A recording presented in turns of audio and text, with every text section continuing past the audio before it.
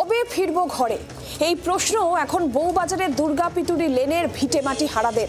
যে Howrah sector 5 metro রুটের জন্য উল্লসিত শহরবাসী, এই মেট্রো রুটের জন্যই ঘর বাড়ি হারিয়েছেন এই মানুষগুলো। আর অন্যদিকে মেট্রো তুমি কার শুরু হয়ে গেছে রাজনীতিও।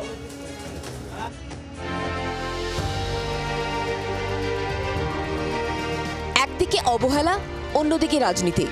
একদিকে ভাঙাচোরা অর্ধেক ধসে পড়া বাড়ি, আর অন্যদিকে মেট্রোর কৃতিত্ব দাবি করে শহরে রাজনৈতিক দলের হোর্ডিং। হাওড়া সেক্টর 5 মেট্রো রুটের উদ্বোধনে উল্লসিত মানুষ, অথচ এই মেট্রো রুটের সুড়ঙ্গ তৈরির সময় বউবাজারে দুর্গাপিতুরি লেনের অসংখ্য বাড়ি ভেঙে পড়েছিল। রাতারাতি ঘরছাড়া হতে হয়েছিল অসংখ্য পরিবারকে। পরে মেট্রো রেল কর্তৃপক্ষ সেই সব বাড়ি তৈরির দায়িত্ব নিলেও এখনো কাজ অর্ধসমাপ্ত।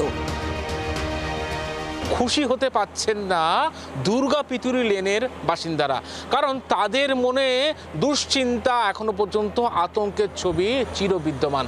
কারণ এই বউবাজারের দুর্গাপিতুরি লেনের তলা দিয়েই মেট্রো চলাচল শুরু হয়ে গিয়েছে গতকাল থেকে।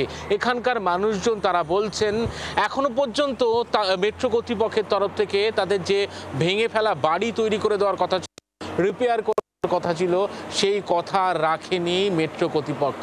যে আমাদের বাড়ি ভাঙন অবস্থা পড়ে রয়েছে, যেটা আমার বাড়ির তলা দিয়ে একটা স্টিল লাইন চলে গেছে, মানে যখন ট্রেন যাচ্ছে আসছে আমরা সমস্ত ভাইব্রেশনটা পাচ্ছি।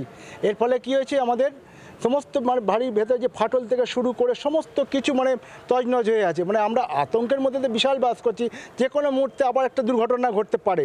मेट्रो ने जो घर रिपेयर किया वो रिपेयरिंग के नाम पे कुछ नहीं किया है, सीधा वो केवल पेंट करके वॉश करके छोड़ दिए हैं। अभी 10 दिन पहले छत पर से पूरा इतना बड़ा गिरा है। गनीमत यही था कि उसके नीचे सोफ़ा सेट था, सोफ़ा सेट के ऊपर कोई बैठा नहीं था, सारे लोग बैठे हुए थे चौकी के ऊपर, तो बच गए, नहीं तो किसी का सर फटा होता और वो हॉस्पिटलाइज होता। দুর্গাপিতুরি লেনের বহু মানুষ ক্ষতিপূরণ পেলেও এখনো বহু মানুষ ক্ষতিপূরণ পাননি। অভিযোগ 34টি বাড়ি ভেঙে নতুন করে তৈরি করছে মেট্রো রেল কর্তৃপক্ষ, কিন্তু এখনো বহু বাড়ি রয়েছে মেট্রোর কাজের জন্য যার হাল খারাপ, যে কোনো মুহূর্তে ভেঙে পড়তে পারে। একদিকে মেট্রোর নতুন ব্যাপ্তি নিয়ে শুরু হয়েছে রাজনীতি, শহরে পড়েছে একাধিক রাজনৈতিক হোর্ডিং। কলকাতার এই মেট্রো জালের জনক ছিলেন মমতা বন্দ্যোপাধ্যায়, সেই নিয়ে 22শে আগস্ট প্রশ্ন তুলেছিল তৃণমূল। যদিও সিপিএম এর দাবি মেট্রোর নতুন ব্যাপ্তির সূচনা তাদের সরকারের আমলেই।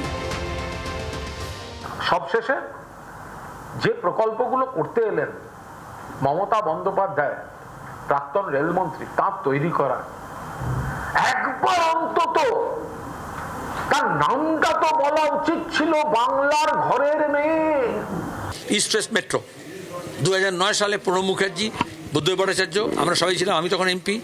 একমাত্র মমতা ব্যানার্জি ছাড়া এই গোটা যখন কলকাতাতে আশেপাশে সবাই বামপন্থী এমপি ছিল, তখনই এইসব প্রকল্পগুলো ওখানে সই করা হয়েছে, এগুলো আদায় করা হয়েছে, এগুলো ভিত্তিপ্রস্তর স্থাপন হয়েছে। অনিশ্চয়তার দোলা চলে দুর্গাপিতুরি লেন, কিন্তু রাজনৈতিক মহিমা কীর্তনের এই লড়াই যেন কলকাতার মেট্রো গরিমায় এক অস্বস্তি তৈরি করল। ব্যুরো রিপোর্ট, জি 24 ঘন্টা। বাংলার আওয়াজ, বাঙালির আবেগ, জি 24 ঘন্টা।